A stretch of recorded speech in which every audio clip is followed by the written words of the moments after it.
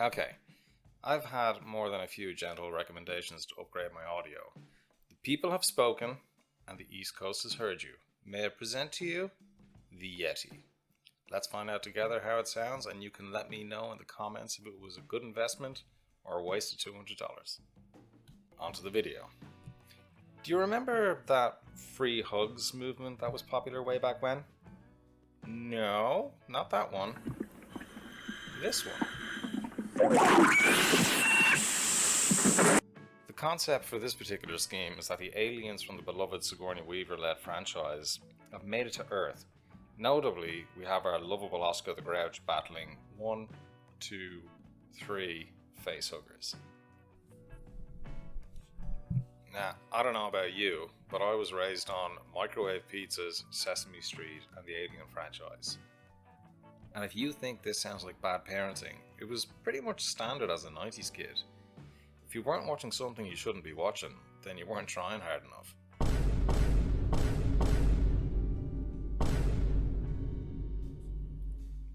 I'll begin with a little block of clay within which I can locate 8 legs and a tail. For the tail, I'll give it a hook on the end to ensure it stays locked in place after baking.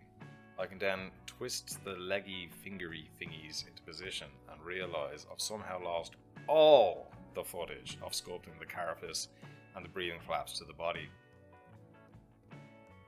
I'll then take approximately 200 hours to apply the clay to the leggy fingery thingies before deciding to film just one and make only 3 on account of my failing sanity. After the clay's been applied to the legs, I can pass through with a soft but sharp edged silicone shaper to notch in the knuckles and score in the detail along the girthy tail. And to add some texture to the skin, I'll give the model a pass over with my tiniest ball stylus dimpling the surface. I can then finish it off with a dose of isopropyl alcohol and move on to our less alive hugger of faces. And what I wanted for this diorama was for Oscar to be in the throes of an alien battle and using his trash can lid or hat in a Kung Lao style of weaponry. To this end, I intend to have a facehugger impaled by said trash can lid.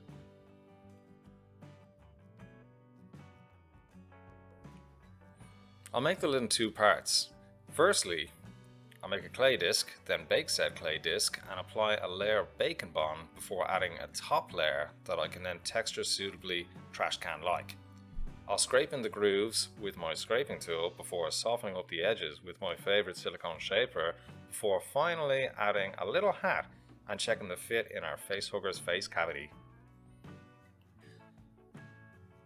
To make the handle, I'll use my clippers and some steel wire before bending into shape with my pliers.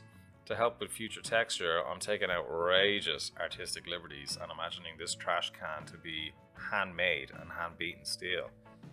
To add this texture, I'll simply whack it over and over and over again with my ball stylus and just hope for the best.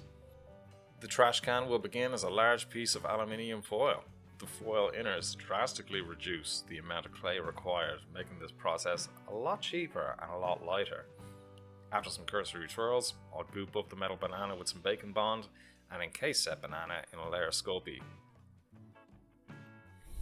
In an effort to make the size consistent, I used one of my loyal cookie cutters as a base template, and after spending a lot longer than anyone could guess filling in the ends, I'll quickly realise that the can is far too long and needs a trim.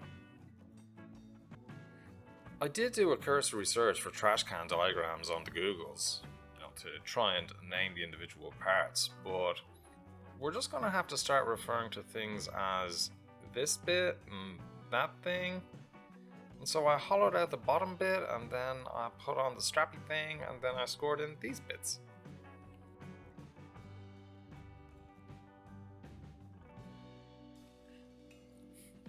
Now, I've seen my fair share of trash cans being destroyed in the WWE over the years. To that end, I'll add the creases to where the metal has crumpled. I can then painstakingly pass over the surface, prodding every visible area with a little ball stylus, in the hope of getting some good dry brushing later.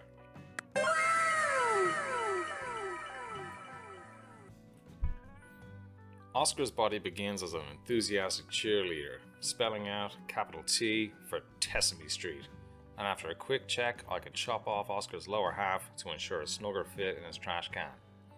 I can then conduct a quick check on the proportions and move on to the head, which starts off as a little ball into which I can carve out a mouth and open up the Muppet skull for a couple of pre-made eyes.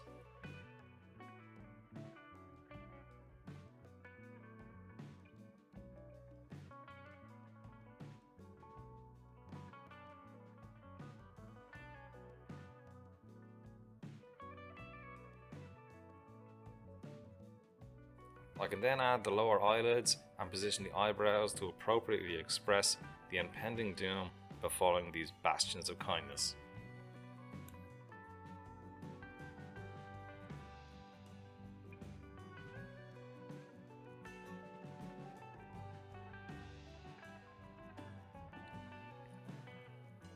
I can once again check the position and scale before returning to the head with a small piece of armature wire to better stabilize said head on the body.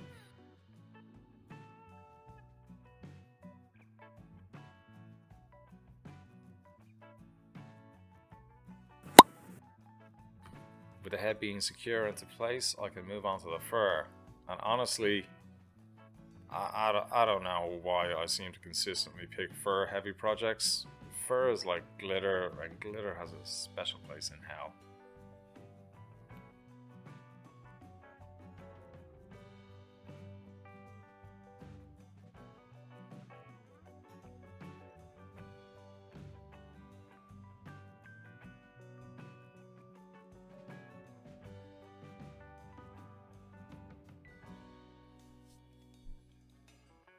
The plan is to have Oscar's arm wrapped up in a facehugger tail whilst gripping our antagonist at arm's length. To achieve this, I'll model the tail and the main body independent of each other. I'll add the basic shape of the tail onto Oscar's arm before moving on to making the fur a little more unkempt.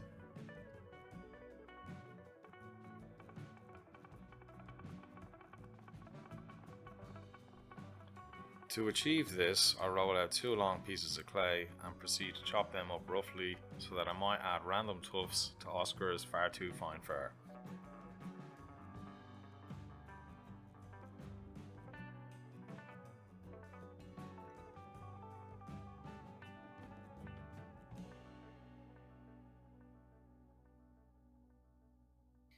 I can then transfer our soon-to-be green boy from a trash can to a little piece of cork I use as a handle, and then give him the old heave-ho with some alcohol before baking the body.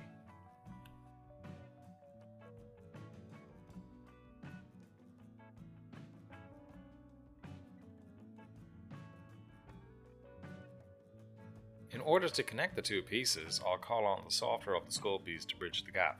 I can then fur up this portion and move on to making the furry little hand for the can lid. I'll add a blob of clay around the pre-made handle before adding a thumb, then carving in some digits.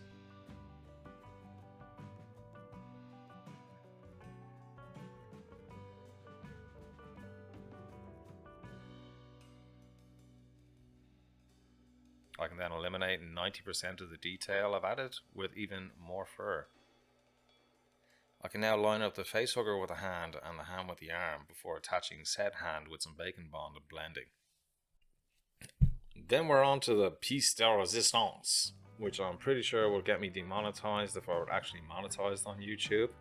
And once I've added words that sound like China, I'll add the details of the back carapace and painstakingly give 3 facehuggers with 8 fingers each approximately 72 knuckles.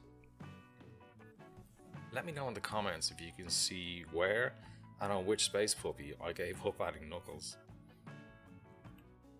I'll finally add some stippling texture to the back of the hugger and drill a hole into the tail of which our would-be hero is clasping.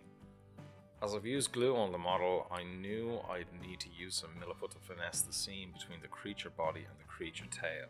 To those that don't know, milliput is a 2-part epoxy that when mixed in equal portions will air cure. It's just a great material. I primed the model off camera on account of the last time I spray painted indoors, I was made to sleep on the porch for 2 days by my partner. As always, I'll start painting in all the block midtones. First up are the FaceHuggers, which will receive a bone white mid-tone.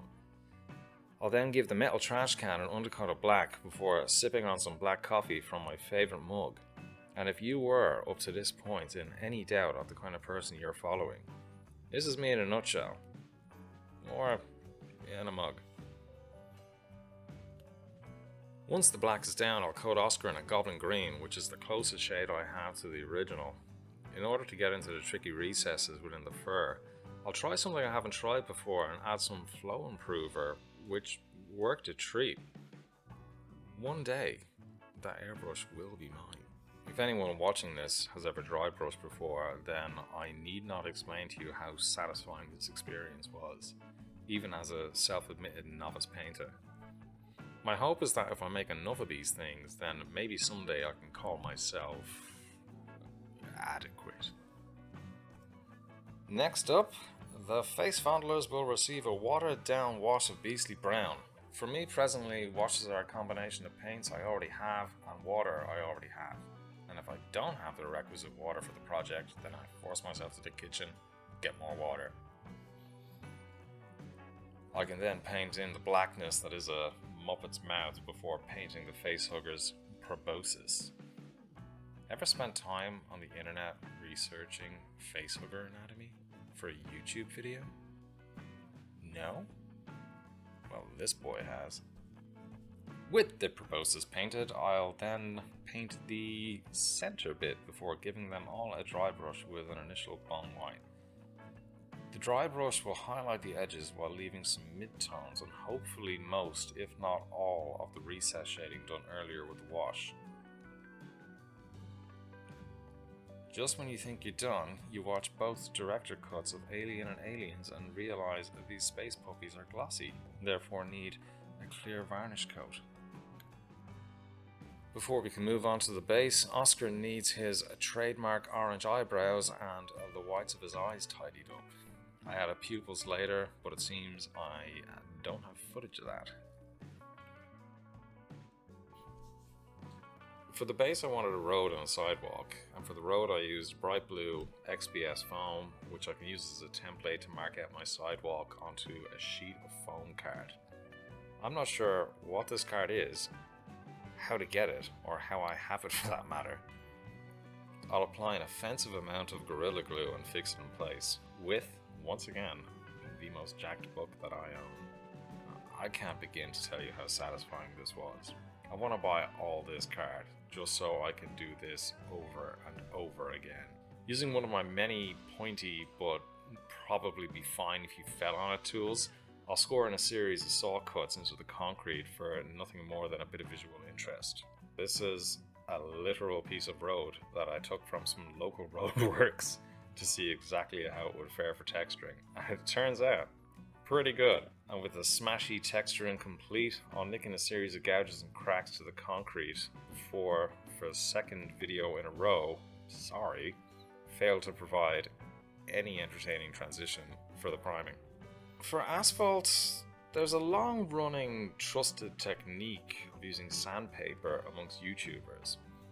Firstly, I attempted to adhere said sandpaper via a slathering of PVA glue. Sweet summer child. After this failure, I called upon my most trusted sticker of things to other things, Gorilla Glue, and with the help of a tongue depressor and Father Time, the sandpaper eventually holds the required position and I can trim it down with a noise that made my brain cry. I'll give the pavement a base coat of stone grey before moving on to adding the no parking stripes to the curb edge for a bit more interest.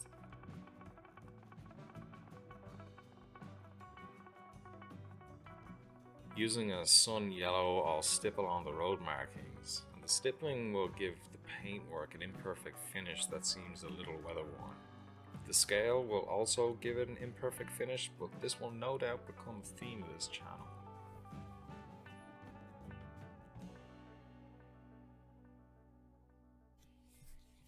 To highlight the details on the sidewalk, I'll apply a heavy black wash and dab away the top coat with some buddy roll. I can then give the entire base a dry brush of bone white and dead white to pick up the edge highlights.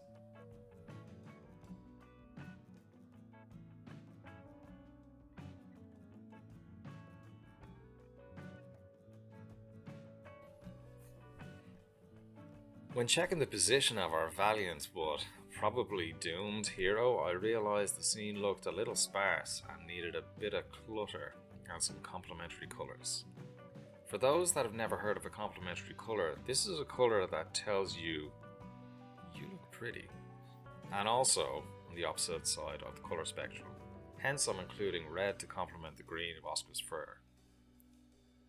For the final touches, I'll add some UV resin to the eyes, a little bit of nature fighting back in the concrete, and just a scatter of some gravel and grass willy-nilly wherever feels right.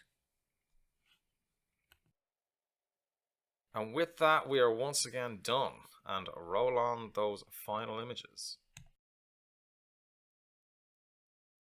The doctor said it's a miracle he's still alive. Apparently, if I try to cut that thing off, it sprays acid everywhere, killing him and ruining my new carpet.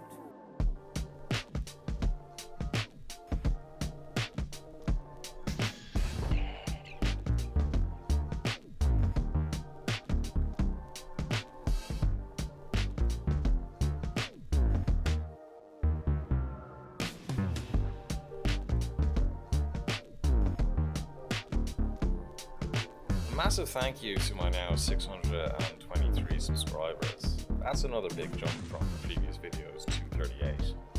Hopefully we can get to 1,000 by the end of the year and then just keep growing. Like the video if you liked it. This helps YouTube to promote the content and in turn will help me grow the channel.